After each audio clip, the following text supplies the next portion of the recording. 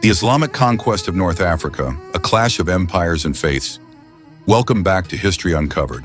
In our last episode, we explored the rise of the Islamic Empire after the death of the Prophet Muhammad.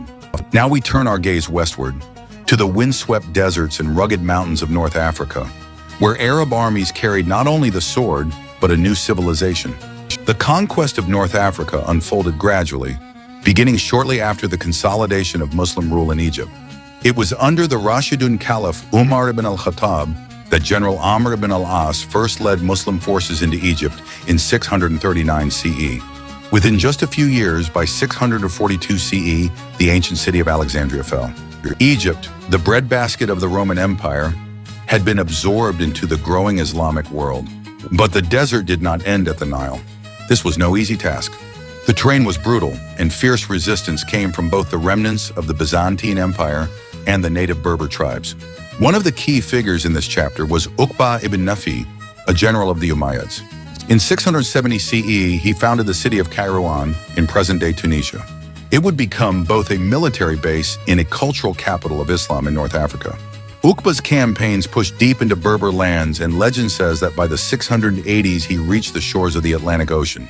In 683 CE, he was ambushed and killed at the Battle of Tahuta by a Berber-Byzantine coalition led by the Berber queen Al-Kahina, a powerful warrior and priestess who rallied her people against the Arab invaders. Her resistance delayed the full Arab conquest for nearly 2 decades. Ultimately, by 709 CE, North Africa had fallen under Muslim control. Al-Kahina herself was defeated, and many Berber tribes, some through conquest, others through negotiation, converted to Islam. Yet their role in the Islamic world would soon shift from resistors to key allies.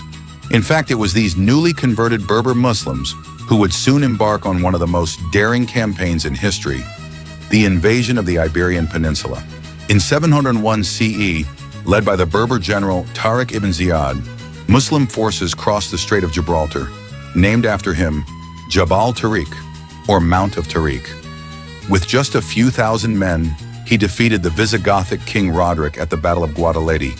Within just a few years, nearly the entire Iberian Peninsula had fallen to Muslim rule, establishing Al-Andalus, a beacon of learning and culture for centuries to come. The conquest of North Africa was not just military, it was cultural and religious.